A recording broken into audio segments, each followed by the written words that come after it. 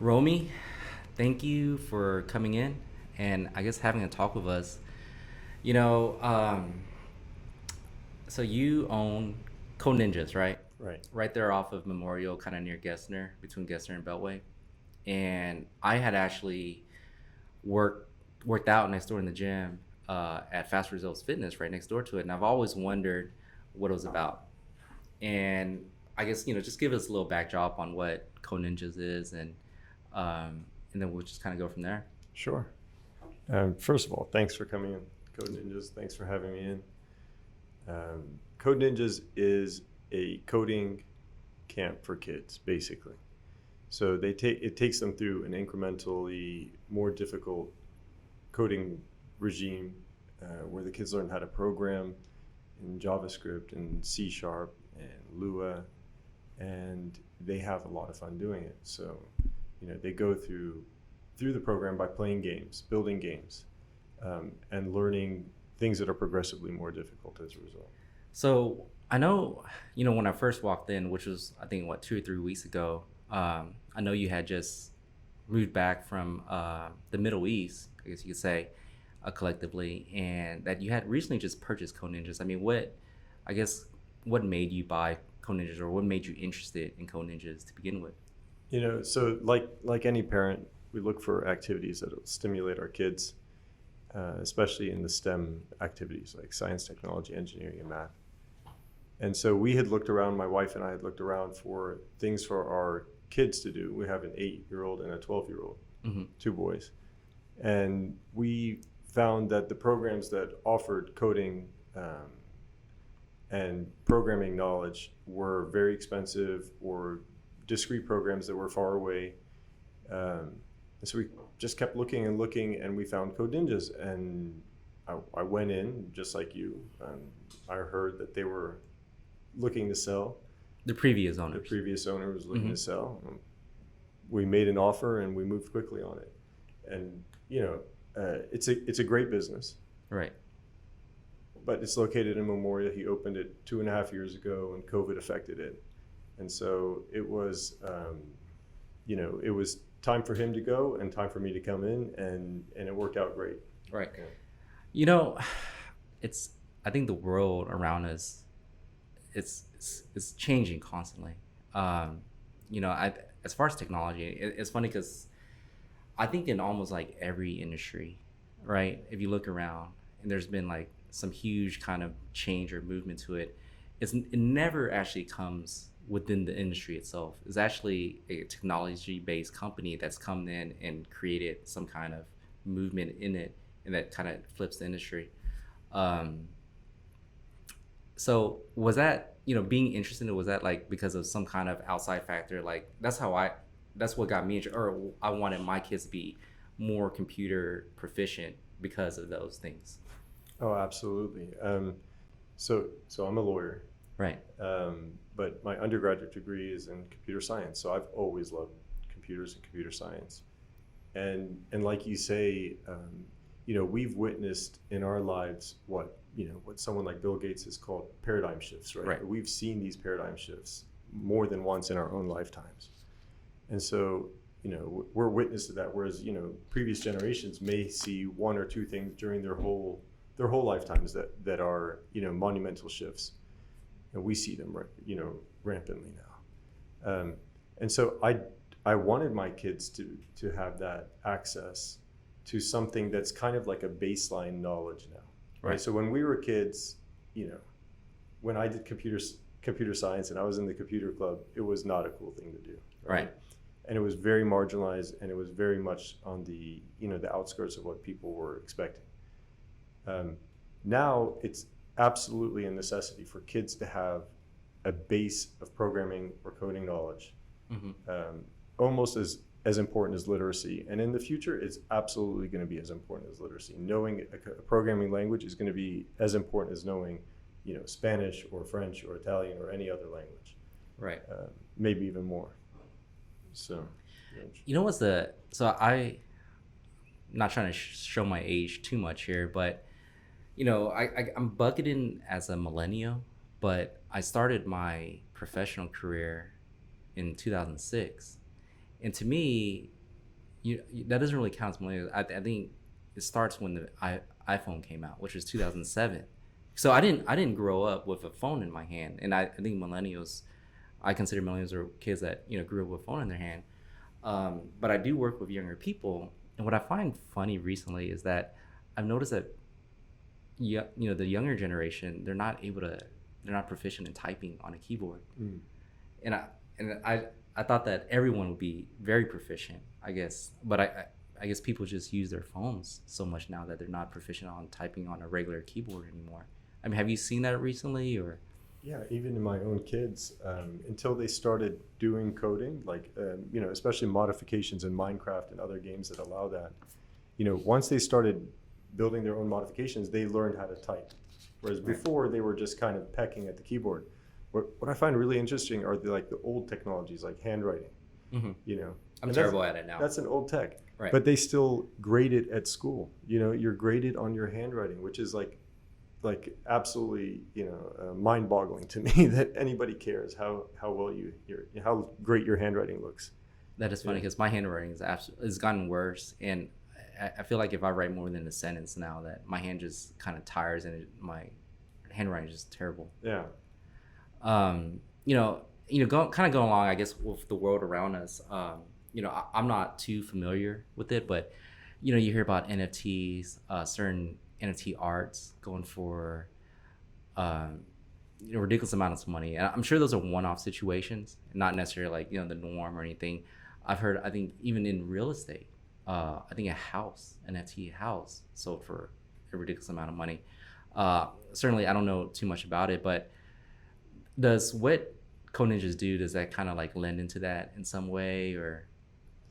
Well, honestly, thankfully, no. Okay. Because the NFTs, and I think it stands for non-fungible tokens. Right. It's like an ascribed value for something, and a digital marker on that thing. Right. Right. So yes, the technology that's involved is something that a kid could learn at Code Ninjas. And the baseline for it is something that a kid could learn, but the valuations and the other things that are involved in that is something that's outside of that. But and to your point, I guess I do kind of see what the point to this.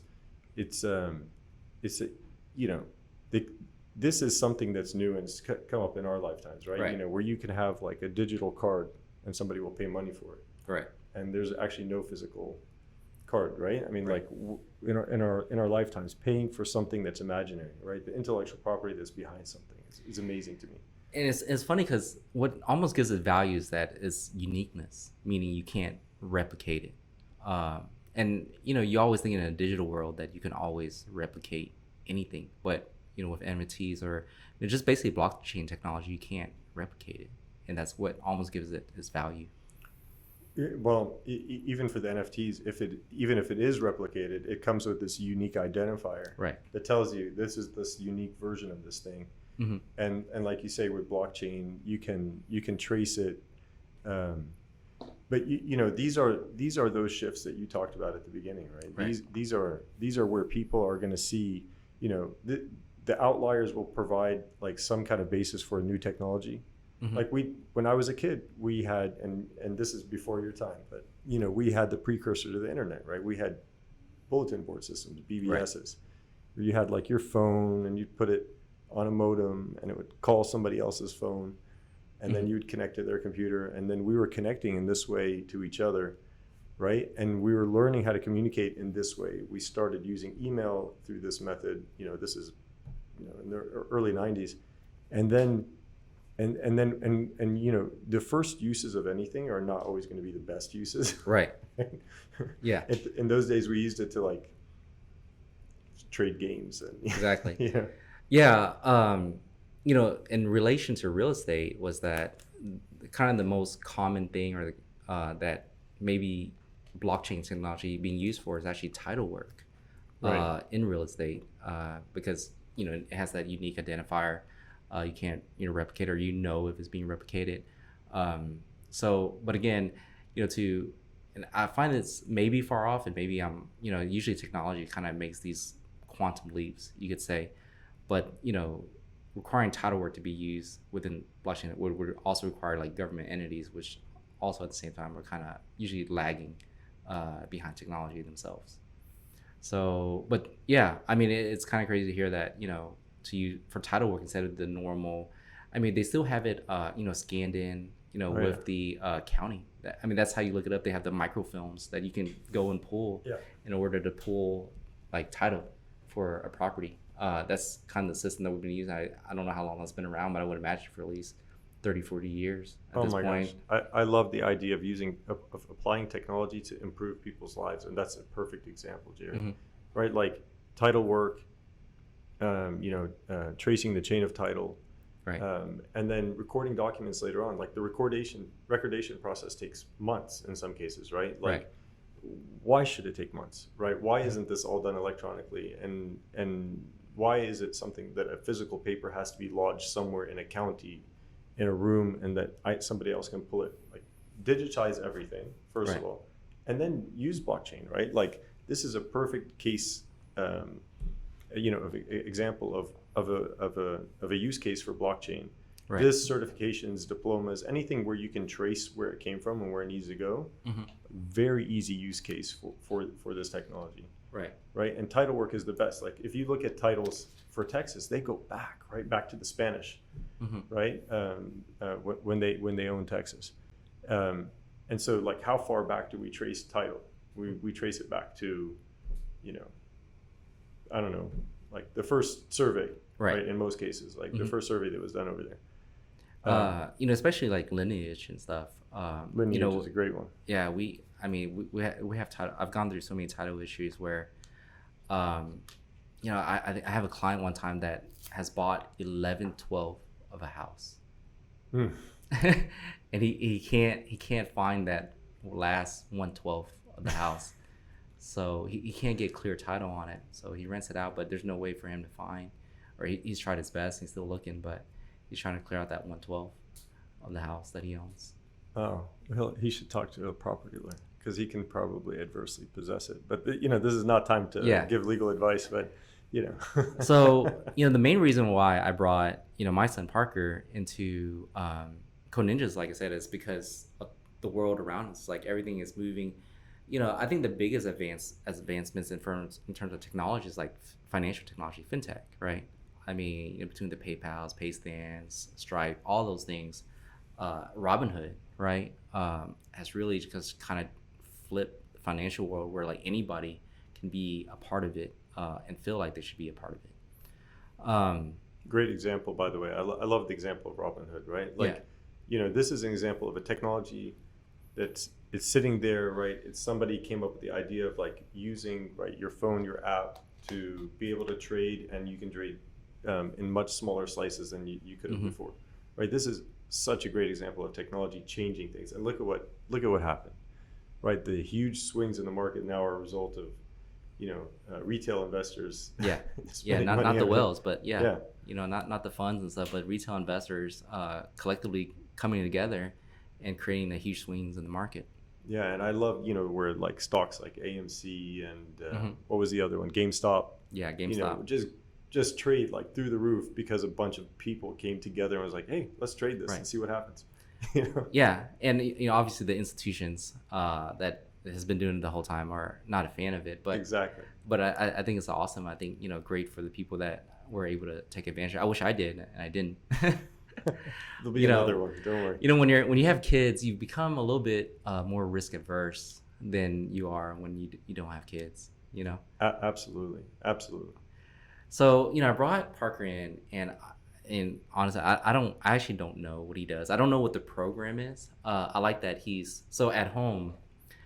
We don't really provide him like an iPad or anything, or he's never stuck to an iPad. I think I just heard recently somewhere where they're saying that all the Silicon CEOs or Silicon Valley CEOs and stuff, they never provide iPads or stuff to their children because they don't think it's good for them. It takes away from their attention.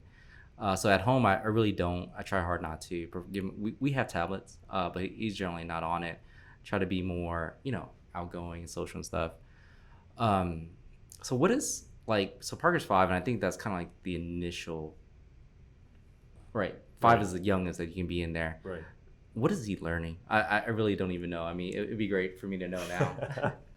So I think Parker's in the Junior Create program, and in Junior Create, they start by using something called Scratch Junior. And basically it's like a drag and drop where they have commands and they're all on the side of the screen. It's like turn left, go forward, Right. 10 spaces, whatever. And it's very easy. They're color coded, they're easy to use, and they're easy to drag and drop. And then on the right hand side of the screen, it's showing in real time what those commands are going to do to that thing that's on the screen. It's a sprite, right? It's like a background and then something that moves, an object that moves on the screen. Right. And they build games, and honestly, you'd be surprised how much it helps them learn how to read if they don't know how to read yet. How much it helps them learn fine motor skills, like dragging and dropping is a very fine motor skill, right? It's not easy to do if you're not accustomed to it. And like to understand causality, right? Like if this happens, this thing happens. And that's like a very important lesson. It's not always apparent to little kids that causality exists, right? Like Right. the cause effect nature of things. And so he'll progress through this, and at some point we'll move him up into the Create program, and that's where he'll start the belts, like the white belt, yellow, orange, and so on until black. And the belt process institutes a level of sophistication to this, right? Like he'll go from Scratch and Scratch Junior to JavaScript, and JavaScript is a more detail oriented process. Do any of the symbols, like the Scratch program that you're talking about, does that carry over? Does that create familiarity, I guess, with like JavaScript later on? Absolutely. Yeah. So this is like training wheels on a bicycle. Like they'll learn the basics and they'll see commands, and then they'll be able to use, understand this is the command because they actually have the command written in the little box that he's dragging over, and so they'll be able to attribute these things later on and understand how to apply them. Okay. Yeah, because I had my neighbor was asking me, and I was like, yeah, I couldn't tell you what he's really learning, but if I were to guess, he's creating familiarity with what actual coding is, right? Like when you see something long enough, and it's kind of giving it the same, whatever standard or whatever. Absolutely. That he'll, as he grows and progresses, that he'll be familiar with it already, so he's not learning from scratch anymore. That's absolutely right. And I know. Other than, I guess, coding and stuff, I know you had some other like camps or something at Code Ninjas. One of them you mentioned was actually like chess. Yeah. So what other programs beyond chess or that you guys make available at Code Ninjas? So we've kind of built our center around my kids, right? So whatever my kids like, we have it there. Right. And my kids like Roblox, they like Minecraft, they like Dungeons and Dragons. Why? So it's funny, and I'll stop you there real quick. Was that so? There's a program at our school where it's chess and Minecraft, and I've never played Minecraft my whole life. Why is Minecraft like considered, I guess, a great tool to develop for development purpose? It's interesting because like it's one of those things where like graphically it's like almost like an 8-bit graphic, right? It's like very low res graphics, but it's not. You're building worlds that are enormous within this thing, Right. and kids love it because everything is customizable in there, right? I've actually never played it, but I've watched my kids play it so many times. Everything is customizable, and they're building and forging things. So they have to make things, they have to like dig through stuff, they have to find resources. I mean, it's a really great primer for life, right? You've got to get something. You have to Helps work. critical thinking. Yeah, Essentially. it absolutely helps their critical thinking, especially when they get into these games of survival against with others, right? So they're thinking, they're surviving, they're building stuff, they're forging it as they go. What will help me along the way? And they're strategizing. Now, combining with chess is great, right? Because chess is a different kind of strategy. Chess is a strategy in a fixed 64 pieces, right? Like 64 squares. Right. That's what you've got. You've got, 32 pieces on 64 squares. Like, get to it. And so there's a finite amount of moves within chess. Maybe it's in the trillions or billions, but there's a finite amount of moves, right? Right. Um, so whereas in Minecraft, there's not, right? It's unlimited. You do whatever you want, and so it tells you the world is 3D, right? It's not 2D. It's not chess, Right. right? But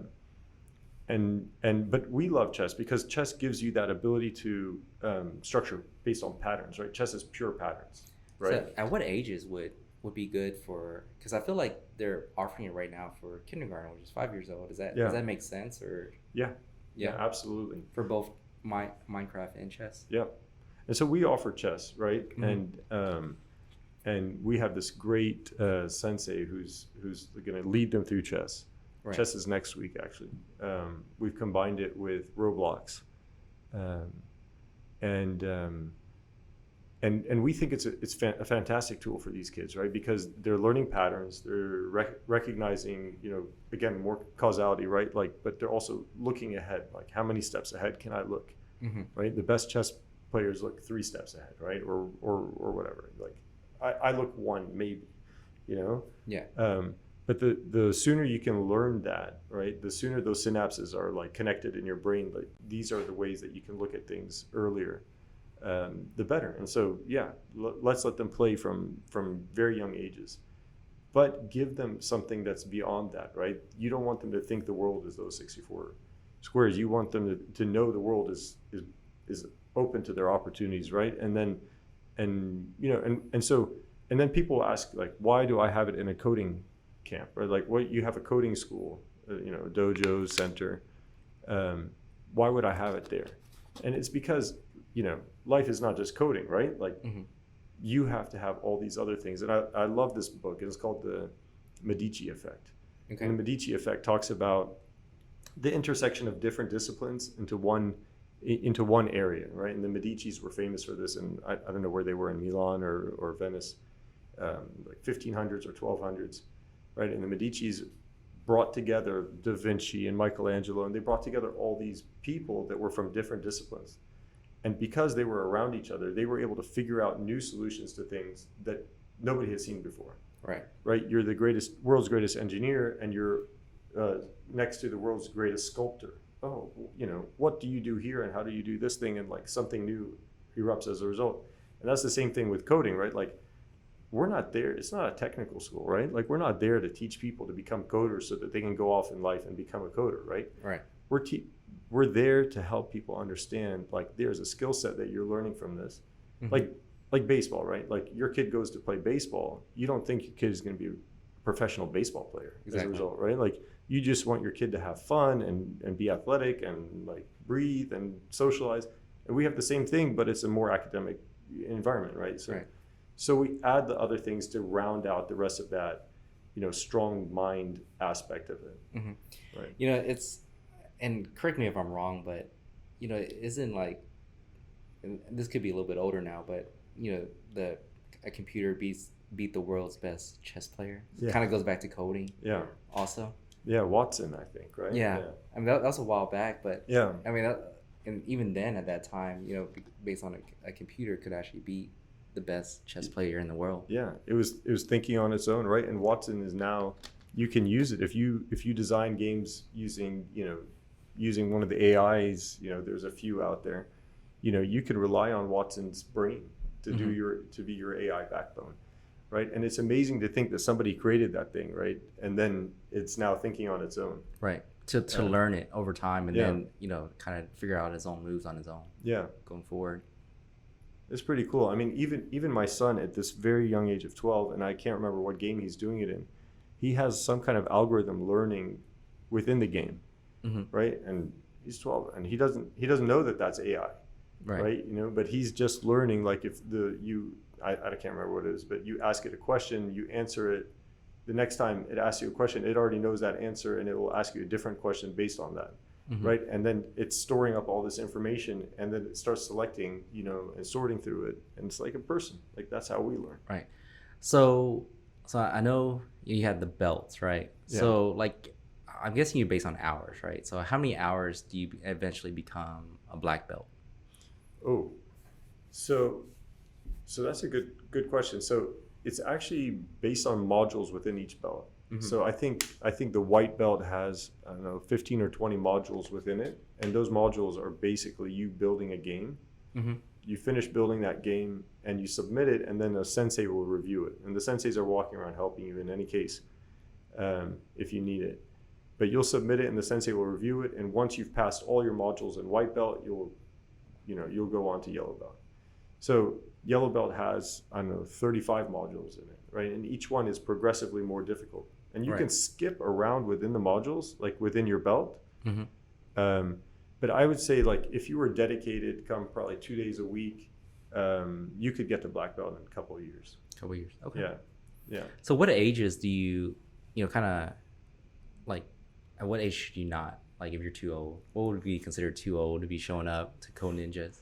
Well, our program is really designed for 5 to 14. 5 to 14. Okay. Yeah. But we do have some ninjas that are older than that, Mm-hmm. but usually not starting out, right? Usually they start out within the 5 to 14 range. Yeah. But there is there's like a plan, probably for there to be more advanced code ninjas, like for people to do, the adults to do. Right. So I don't know how to play chess. Something I always want to learn. So like I said, at my kid's school, they're having a chess program. Can I sign up and actually learn? And I don't think it's made available to adults. No. And the other thing was so we put them in swim school, and I can swim, but I'm not a swimmer, right? I can probably make it back to to the edge of the pool, but I don't see any other adults in the swim class either. So I don't think it's probably not the best place to get swimming lessons either. So 5 to 14 is kind of basically where you're at. Absolutely. But you know what? So we have the club nights, right? And Mm-hmm. the club nights are for the kids. Right. But you've seen what we have there, right? Like, it's a community. You come in and you're talking to the other parents. We're Right. introducing. We're first and foremost a community, right? Like, Mm-hmm. we want to benefit our community over there, and we want everyone to benefit from us. And so, I mean, I have a bunch of chessboards. Do you want to learn how to play chess? Just sit down and watch Parker play, and come, we'll play, and the senseis will play, and I'm sure another adult will say, he wants to do something or she wants to do something. Mm-hmm. I mean, I think it's a cool skill to have. They invented a game that was the response to chess, right? I think the chess was invented by, I can't remember, the Persians, and then some king said, I'll send you my response to chess, and he invented backgammon. Oh, backgammon. Right? Yeah, and he said backgammon was the response to chess because it introduces the dice, and dice are luck. Mm-hmm. And in life you need luck as well as skill. Yeah. Right? So maybe you and I will play some backgammon. I don't know why I have these memories. I don't know anything about backgammon, but if you're old like I am, like the only time there was a reference to backgammon was like in the movie Cruel Intentions. that was a while back, but yeah, he pretended like he was playing backgammon with a. So I kind of associated that with some kind of European game. Yeah, it's like you go to anywhere in the Middle East and you find people sitting there drinking their tea at nighttime. They have a table in front of them and they're playing backgammon. And is that right? Yeah. Is it that popular of a game? Yeah, yeah. It's I almost feel like that's like mahjong or something in China. It's the same popularity in the Middle East. Interesting. Yeah. Huh. I've never heard of that. I actually had a friend that was from the Middle East. He actually moved back because he worked for Schlumberger, so he kind of traveled quite a bit. But he actually moved back there because most of his family was over there. He never mentioned backgammon to me, but now I'm kind of interested in what that game is, and in reference to knowing it being in a movie from a while back. Do you actually remember that movie? I do. I don't remember the scene, but I remember a lot of that movie, which is sad. He was trying to impress the girl, and he was pretending that he's playing backgammon in the the senior living home. Don't ask me how I remember these things. That's a very specific memory. Yeah, it's a very specific memory. No, that's a great game. I mean, I hope Parker comes in. We have him every Friday. I would love to see you guys there. Mm-hmm. if you come in, I will play backgammon with you. People get frustrated with me when I play because I'll sit and count. Like the older, more experienced players, they just know how to move and where to go. Right. But I'll sit and think about it and I'll count it out, and people get really frustrated with me. So you and I can learn together. Okay. If I were to start somewhere, I'd probably really want to learn chess. All right. I just feel like it's such a strategy game. Again, I used to play like I never played many video games. I actually didn't have a Super Nintendo. I was probably the only child in like amongst all my friends that didn't have a Super Nintendo. And where I was getting with this, but when the computer gaming age came about, I did play Counter-Strike quite a bit. And the reason why I like Counter-Strike more so than some of the other first player shooters was because it was more team oriented. Yeah.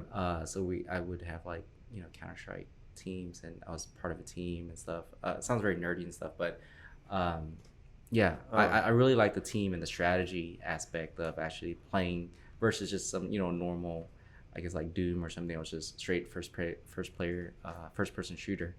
I didn't find those as fun as the strategy part of Counter-Strike. You say you say nerdy, but now they call those esports teams. Yeah. Right, and they make a lot of money. It's billions. Yeah. It's in the billions. Yeah.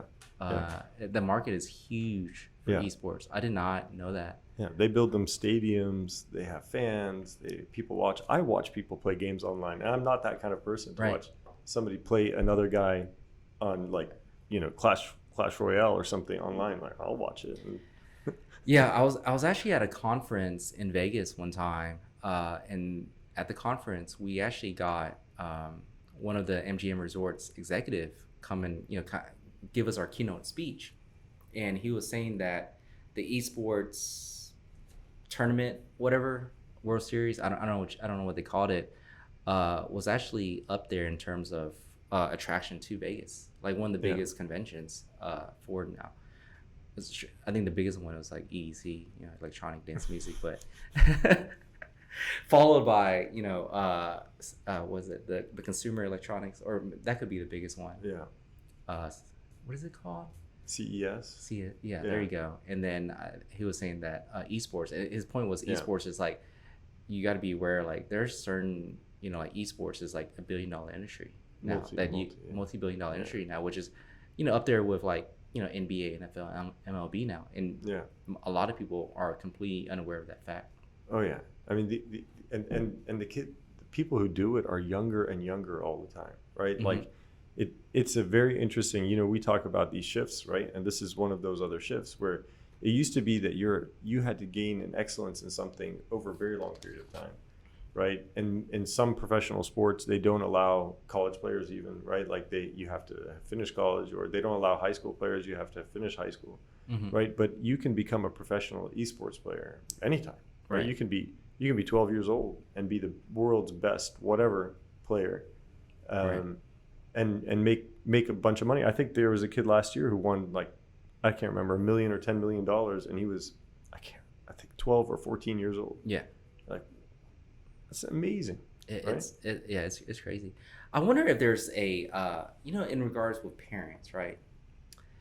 Is there like a negative connotation if you just see your child just play so much computer games? Like, you just kind of think like, this can't be good, and then you kind of try to take them away from it.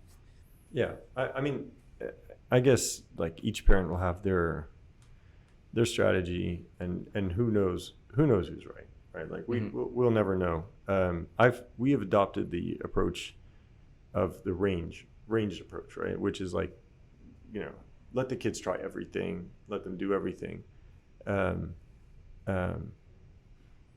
but nothing in excess, right? So if a kid does anything in excess, whatever it is, it's not good. It's not good for them, and that's kind of been our approach. But you're right. Like, some parents will see their kid playing 1 hour of a sport, and that of electronics, and that's too much. Yeah. Right. But there has to be a medium, and each person will find that for themselves. But for us, it's been, I like electronics. I used to play a lot of video games. I think I'm okay as a human being, but I'm okay with my kids playing video games, and I'm okay with, and I'll jump in, right, and I'll play with them, and that's also a time for us to bond and hang out. I think I think in the news recently in China, um, kids are not allowed, like by law now, not allowed to play video games on a weekday. Oh wow. I think that just kind of came into effect recently. Yeah, Wow. I read about that. Yeah, no, we got Noah over here, kind of managing Yeah, the videos what's and up? stuff. Yeah, no, I did.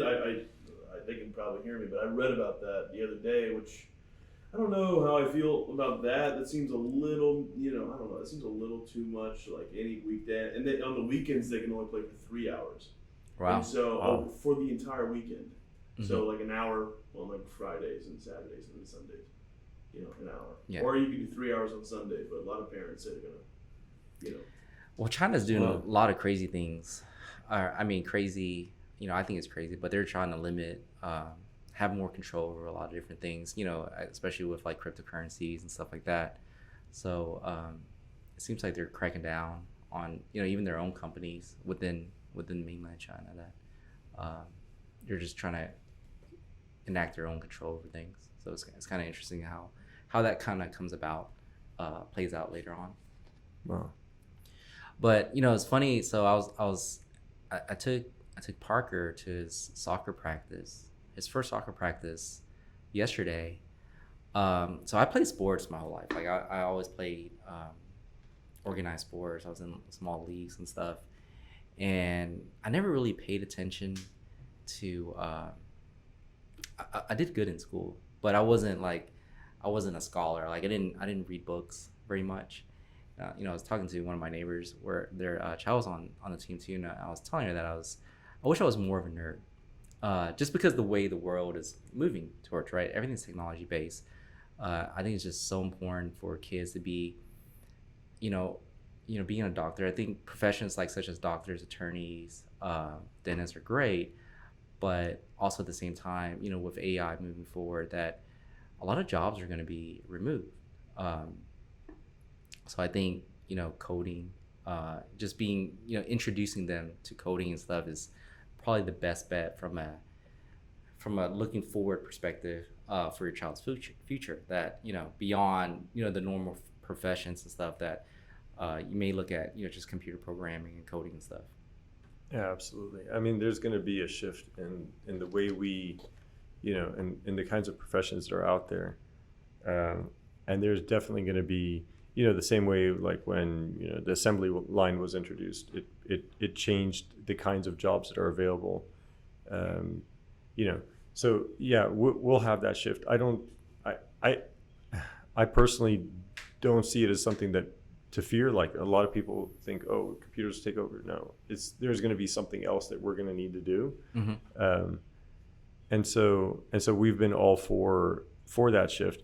I mean, and when you talk about, education, doctors, lawyers and things, I think that's a very important point. I mean, my wife's also a lawyer, right? And so Mm-hmm. we tell our kids all the time, we'd be happy for you to go to law school, but don't become a lawyer, right? Like, don't be a lawyer. And the reason is because we love the way you're taught to think somewhere. You're given the opportunity to think in a new way, Mm-hmm. right? And then you can apply that in however you want, right? You don't have to learn to think like a lawyer and be a lawyer. You can learn to think like a lawyer and be a doctor, or engineer, or computer programmer, or like own a store, or whatever, right? There's Right. just a new way to think. The value in it.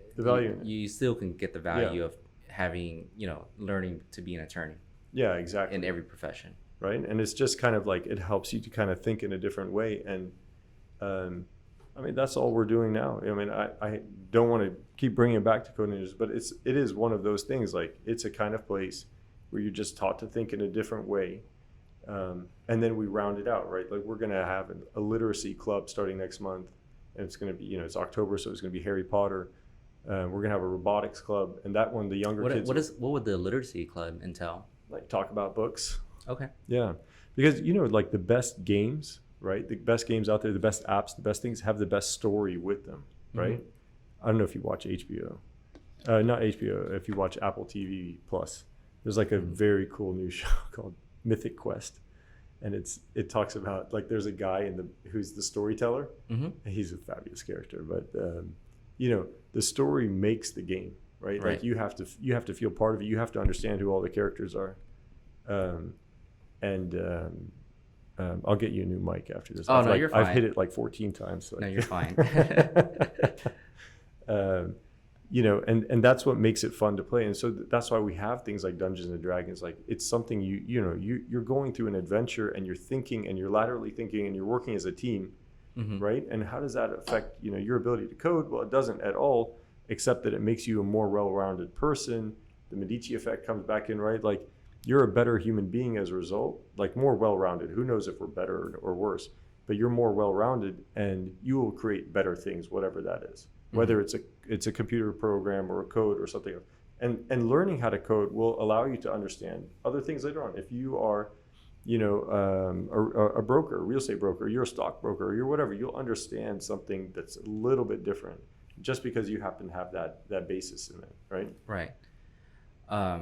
Yeah, like I said, I think the one thing that I really love like playing Counter is the team aspect of things. And I think that's why I like sports. I think the only sport that I played that wasn't really much of a team aspect was like tennis, and it's probably the least sport, the sport that I enjoyed the least, just because there's not that additional strategy, the layer strategy, and then also kind of working together to achieve that same goal, knowing your strengths and weaknesses, and kind of giving up something that someone else could do better than you can.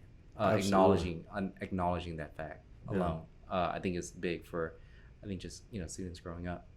I know that you and I talked about this before, about football, right? And I think I like football, right? And part of the reason why I like it, and when I was in the Middle East, when I talked about football, people thought soccer, right? They always thought soccer. And I was like, no, I kind of like soccer, but I really like football. And the reason why is exactly what you just said, right? Like every single play, the team gets together and talks. Right? This is what I'm about to do. This is what you're going to do. Let's do it. And every single play, you have that opportunity to put your best against somebody else's best. Right. In a thoughtful, thought out, planned approach. And it's for such a like physically brutal sport. There is so much strategy that's involved and teamwork you wouldn't believe, right? Like it's amazing as a sport. Right. So if I were a parent, or I am a parent, but if you were talking to your parent, and they're like, "What is Code Ninjas?" Like how like I said, I had an interest already. So like, let's say someone that if you're didn't have a clue this existed, like what would you tell a parent? Yeah, and its benefits, I guess, for their child, right? Thank you for that. I mean, to me, I can only tell a parent what it is to me. Right. And to me, it's a community. It's a place where the kids come together and they'll learn coding, but they'll also meet other kids that are like them, that have similar interests. It'll allow them to socialize in a safe way. We're still, we have our COVID restrictions there, and they will like become more well-rounded people, right? So they'll socialize, they'll learn how to do teamwork, right? They'll play games together, they'll play games in concert with each other against other people. They'll meet people that are completely different from them, but all have a shared interest, right? From all walks of life, and they'll have a lot of fun. And you'll see, and you've seen it, right? Like kids don't want to leave. Right. They come and they're just like, hey, this is great. And I bribe them. I give them free popcorn. Right. Like so. Right. Absolutely. It's pretty good too. I enjoyed it. Thank you. So like for it to be worthwhile, right? Obviously, I have normal tutoring, I got soccer. What kind of time commitment would it take per week for it to be worthwhile for a child to actually go there? That's a really good question. So we, Code Ninjas offers like a few different plans, and one is like a 1 hour a week, 2 hours a week, and we've instituted unlimited, right? Like you can come anytime, anywhere. In order to accommodate, busy parents like you, we don't require you to schedule, right? You drop in whenever we're open, and so long as we're open, you're welcome, right? and we've added these Friday night clubs, right? Like, so from 5 to 7. So it's an additional thing that we're doing at nighttime, to let the parents, bring their kids in and have that. So, but we recommend that there is a dedication, right? So, it is Code Ninjas. It's not like code something else, right? It's something where there's like a certain amount of rigor that should be involved in it, in order for you to progress. Like, if you come in once a month, you're probably not going to benefit from it. Right, exactly. So once a week is the kind of minimum that you need to show up on. We think once a week is reasonable. Like, the people who benefit the most are the ones who come in twice a week. Right. Yeah. And that's twice a week for the, like, actually going through the program and going through the lessons, right? And it's, then the socializing part is like another part, right? So, I would say probably once a week is the bare minimum. Cool. So if a parent was on the fence, right? Best thing that you could tell them that kind of put them over the fence. I'll tell them this. Like, I like the program. I fell in love with it when I first saw it. I liked it so much I bought the place. Right. And so if you're a parent and you are thinking about, like all parents do, right? Like, what do I need to do in order to raise a well-rounded, happy human being, right? Like, that's what every parent wants. You want your kid to be happy. That's it. Done. And so, you'll have to answer that question for yourself. But for me, that means giving them access to things that will broaden their minds, right? And so we've created that space for them, and I've added everything I can possibly think of to make it something that where they will step into every single corner of the place and find something that will give them the ability to broaden their minds. Right. And so if you want, if you're following this journey, like, that's what I did. So I can't convince you other than this is what I did for my own kids, right? Yeah. I mean, from my perspective, like, I built my own computers growing up in high school and stuff. So I've always been introduced to computers. I used to play video games. But obviously there's certain parents out there that's never been exposed to those kind of things. And sometimes, something you don't know, you just don't understand the value behind it. And the way I've seen it is that I think there's tremendous value having Parker at a young age being exposed to these things already, because I just think that's where the world is moving towards, right? You're gonna have to know technology. I find it funny because I use technology from a business perspective. I'm not a technology person in regards to social media, Instagram, TikTok. Not on it, but I use technology to make my life easier in regards to business.